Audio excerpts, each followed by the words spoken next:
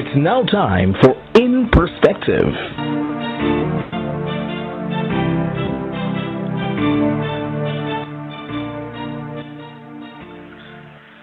The weak cannot forgive.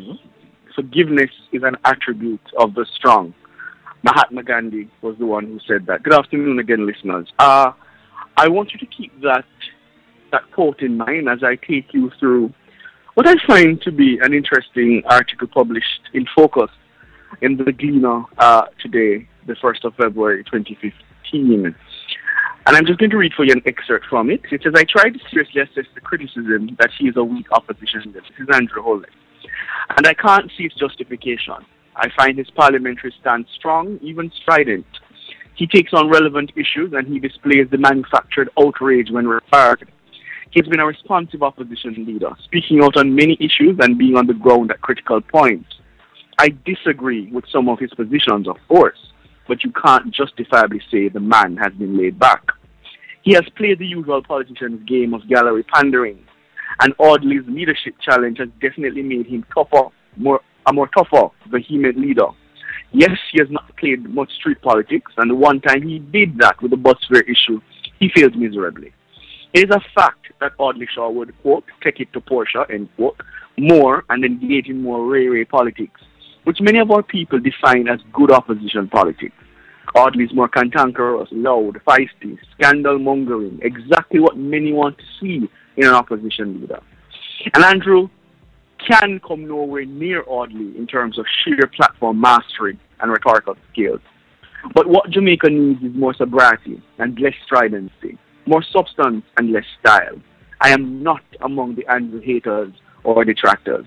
His Holiness Man Enough to Lead, written by Ian Boyne, published in today's Gleaner, the 1st of the 2nd, 2015. Listeners, I agree. And I've said for quite some time that the problem is not that Andrew Holness is weak, because he's not.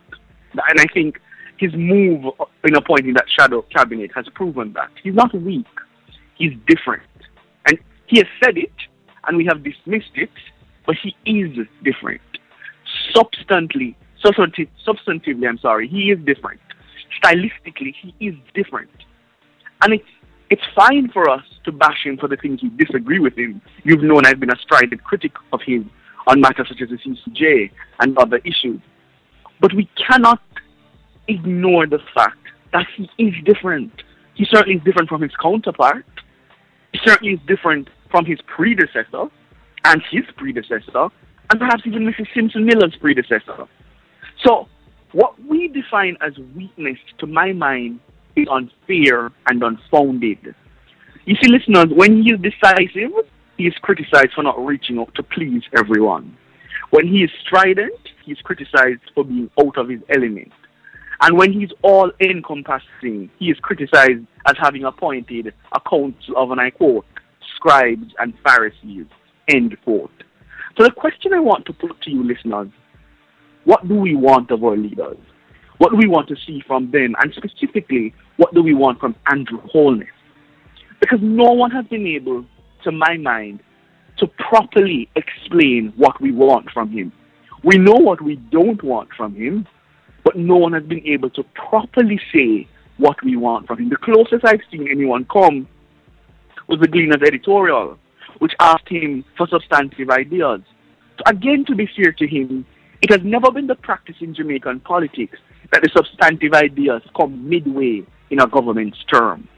They always come closer to the end, when the election, in this case, trumpet, will be sounded. Let's not forget Mrs. Simpson Miller didn't really have a plan in opposition until closer to the time we heard of Jeep and some other policy initiatives. So, what Andrew Holness is doing is not all that strange. It's just for some reason our criticism has been unfair. If not for Andrew's sobriety and his calm demeanor, then what do we want of our leaders? And I put it to you that Holness is not weak, as I said before. He's just different. It is a difference we're not familiar with in this country. Yes? And when we had that difference in Bruce Golding, we thanked it. Yes? Because for some reason, for so long, we've become used to the ray-ray, the cantankerous, what Mr. Boyne refers to as cantankerous, loud, feisty, and scandal-mongering politics. We become used to that. And so we cling to it, and we demand it of someone not capable of doing it. That is unfair. It is unfounded. To be fair again, is it that there are those of us who refuse to accept Andrew Holness as leader or as a leader, and we find it necessary to tear him down because in so doing we distract from the failings of his counterpart, the Prime Minister? I mean, it must be simple, I imagine, to beat up on him, to demand all these things, everything under the sun.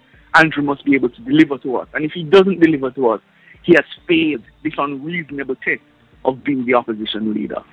Now, listeners, he has appointed a council of spokespersons. And let me just call out every single one of you who have criticized him so stridently for excluding the Shaw supporters.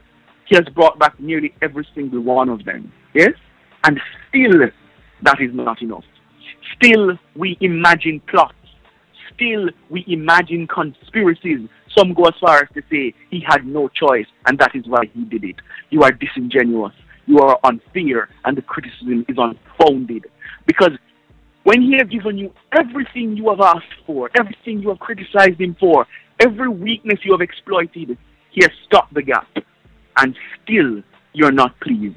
It is because it's not that you want anything new. It's that you find it hard to accept that there could possibly be a leader in Jamaica that is different from cantankerous, feisty, loud, and scandal-mongering. And I put it to you, listeners, Andrew Holness is not weak. He's not weak. Because the weak cannot forgive. Forgiveness is an attribute of the strong. Mahatma Gandhi. And that's In Perspective. That was In Perspective.